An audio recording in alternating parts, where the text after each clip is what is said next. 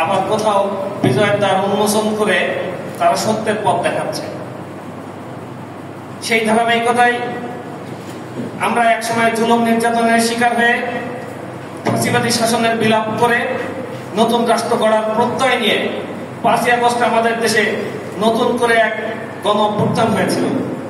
এই গণ অভ্যুত্থানের বীর সেনানী হিসেবে কাজ করেছে ইসলামী আন্দোলন বাংলাদেশ।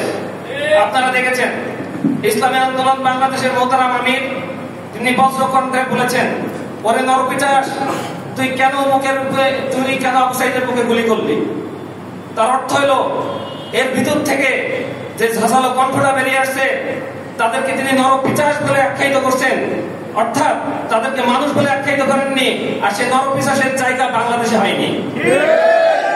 ভাইরা আমার, আপনারা দেখেছেন এরপর আমাদের মোহতারাম নায়েবে আমির তিনি বজ্রকণ্ঠে তিনি ঘোষণা দিয়েছিলেন আগামীকাল গণ অভ্যুত্থান হবে, প্রধানমন্ত্রী তার কার্যালয়ে থাকতে পারবে না, জনগণ তার টোটাল গণভবনকে জনগণের দ্বার বানিয়ে দিবে। হয়েছেও তাই, কাকতালীয় হোক আর আল্লাহ রহমতে হোক, যেভাবেই হোক হয়েছেও তাই। সংগ্রামী ভাইরা আমার, কি আজব ব্যাপার! 5ই আগস্টে আমাদের বিশাল গণ অভ্যুত্থান হওয়ার পরবর্তীতে যে বাংলাদেশে আমরা চেয়েছিলাম সেই বাংলাদেশের রূপরেখা কি আমরা দেখতে পাচ্ছি? অর্থাৎ আমরা যেভাবে চেয়েছিলাম সেভাবে পাচ্ছি না। এর মূল কারণ কি? আমরা জানি যতক্ষণ পর্যন্ত একটা রাষ্ট্রে ইসলামকে প্রতিষ্ঠিত করা না যাবে ওই রাষ্ট্রে জাহিলিয়াত দূর হবে না। আগে ছিল আবুল, এখন আসে মকবুল। আগে ছিল করিম, এখন আসে রহিম। এই রহিম করিম আবুল মকবুল দিয়ে দুনিয়া চলবে না, বাংলাদেশ চলতে পারে না। ইসলামী যুব আন্দোলন বাংলাদেশকে সেই ভূমিকা অবতীর্ণ হতে হবে যেন এই আবুল মকবুল যেন রাষ্ট্রীয় ক্ষমতা দখল করতে না পারে। সংগ্রামী ভাইরা আমার, টোটাল বিশ্বে যখন মুসলমানদের জয় জয়কার, তখন বাংলাদেশের যুব সমাজ আমরা বসে থাকতে পারি না। চুয়াডাঙ্গার যুব সমাজ আমরা বসে থাকতে পারি না। চুয়াডাঙ্গার যুব সমাজ আমরা ঐক্যবদ্ধ ভাবে আমরা বলতে চাই আগামী নির্বাচন হবে ইসলামের নির্বাচন ইনশাআল্লাহ। আগামী নির্বাচন হবে হাত পাকার নির্বাচন। আগামী নির্বাচন হবে এদেশের শান্তির নির্বাচন।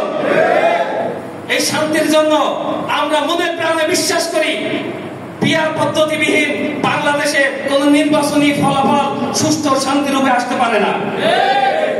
এই পিয়ার পদ্ধতি সারা বাংলাদেশে কোন নির্বাচন আগামীতে হতে পারে না, হতে দেওয়া হবে না ইনশাআল্লাহ।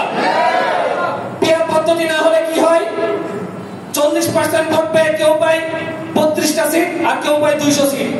এত বড় বৈষম্য, অথচ আমরা বলতেছি বৈষম্যহীন বাংলাদেশ করব। এত বড় বৈষম্যের ভিতর দিয়ে আমরা যদি বৈষম্যহীন বাংলাদেশ করতে চাই তাহলে সেটা হবে আদত অর্থে মানুষের জাস্ট আই ওয়াশ, এছাড়া কিচ্ছু না। এই আই ওয়াশের রাজনীতি আমরা দেখতে চাই না।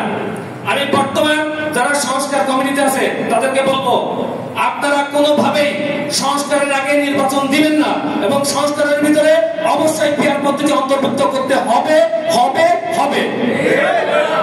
যদি বাংলাদেশে পিয়ার পদ্ধতি না হয় আমরা যুব সমাজ ইনশাআল্লাহ ঐক্যবদ্ধ ভাবে পিয়ার পদ্ধতি কিভাবে বাস্তবায়ন করতে হয় এটা আমরা মাঠে নেমে দেখাবো ইনশাআল্লাহ।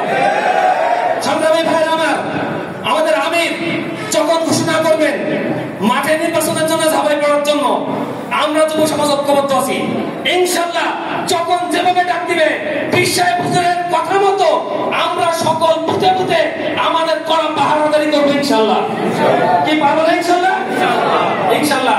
তাহলে যদি আমরা বসে থাকি তাহলে কি হবে? তাহলে আমাদেরকে কি করতে হবে? আমাদের যুব কনভেনশনের আগে আমাদের যে ঘোষণা ছিল প্রতিটা ইউনিটে প্রতিটা ওয়ার্ডে আমাদের কমিটি শক্তিশালী করতে হবে।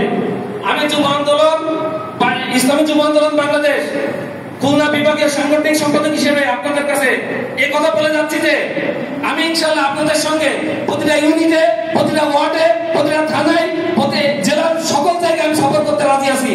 আপনারা যেভাবে ডাকবেন সেভাবে রাজি আছি। আপনারা সাথে থাকবেন তো ইনশাআল্লাহ?